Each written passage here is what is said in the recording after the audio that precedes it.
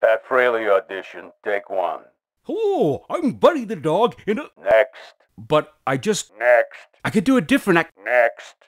Hi, I'm Pat Fraley with a brief lesson on auditioning techniques. Auditioning is not that bad, but it is the root canal of voiceover, the necessary evil to the business. I can't think of an area of the discipline which tempts me more to frustration, especially when you have the skills, you audition well, and you don't get the job. Over the years, I've made a deal with myself. If I get the call back, I let it go. My job is done. The rest is in God's hands.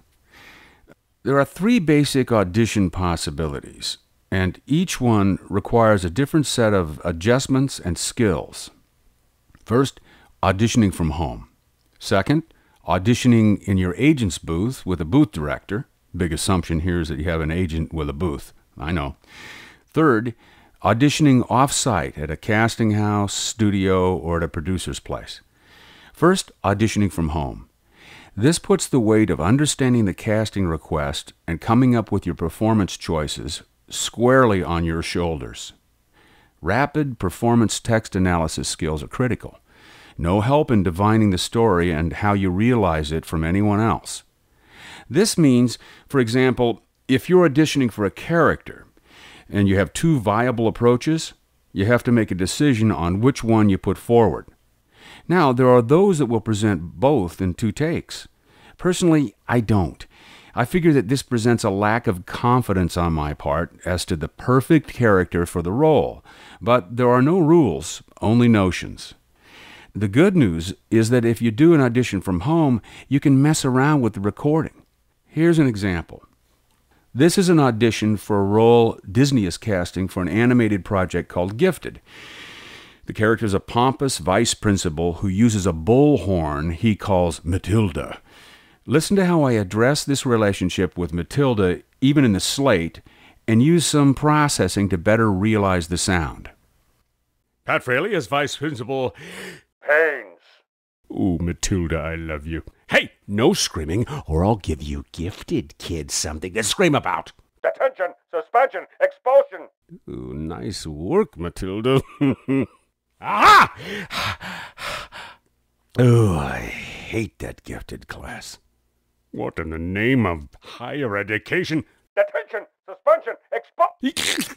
What? Oh, that's it. No one is winning any tickets. I'm shutting this down right now. Yes. I'll finally be rid of that Gifted class once and for all. Another day, another failure. Oh, why do I even get up in the morning? Now, am I cheating by manipulating the sound? Yes. Is that fair? No. It got me a call back. Later on that. The second auditioning possibility is for those of us with agents who have recording booths, auditioning in your agent's booth with a booth director. Here you can get a wee bit more help in guiding your choices. The problem is, there's little time, and there's the added pressure of talents lined up to audition after you. Personally, when I audition under those circumstances, I come in with my number 1 choice, not usually 2, lay it down, and hopefully get another take after some tweaking suggestions by the booth director. You can't expect much, but there's some. The third auditioning possibility is an agency, casting house, studio, or a producer's facility. In other words, off-site. Now the game changes. You can ask a few questions, such as what's the style of this show or commercial? And this is where I always have 2 ways of going, even if it's a callback based on a previous audition. Sure, the first audition got me through the door, but producers are thirsty men in the desert. They're only going to drink a glass of water, but they want to get it out of a lake. Also, this is an opportunity to show them that I can take direction and can bend toward their ideas and notions. I want to encourage this interaction. So, sometimes, before I go into the booth, I present the 2 ways to go. I'll say, well, I did this on the audition, but I was thinking I could do maybe something like that, too. This sometimes interests them and assures them we can play with the performance. This happened with the audition that I did from home, on the Disney character and got me into Disney with the producers. I suggested I could either do the character voice I did on my audition, and then I gave him an alternative, a more Weasley character like this. They said, great, go in and we'll do both. After I did this, they steered me into a character that sounded like this. To their ear, it better realize the design of the character, which they showed me for the first time. So did I book the job?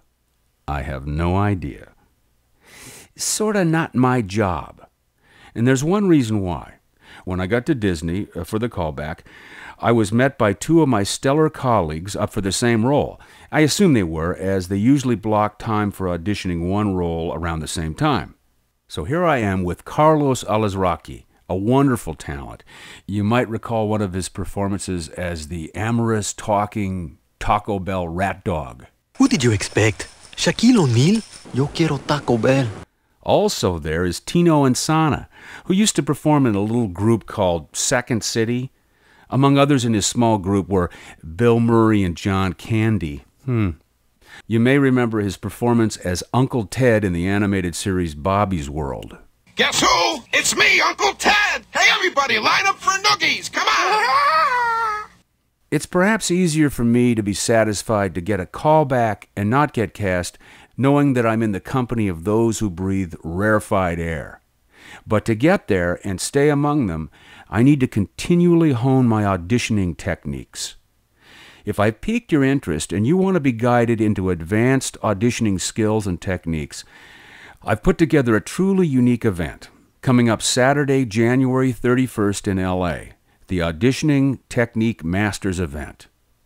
The best casting people and directors in voiceover will be there to guide the participants, including Jeff Howell, Ginny McSwain, with talents who are among the best at auditioning and booking jobs, Fred Tatasciore and Vanessa Marshall, and the agent who brings them together, Pat Brady from CESD Talent. Consider joining us.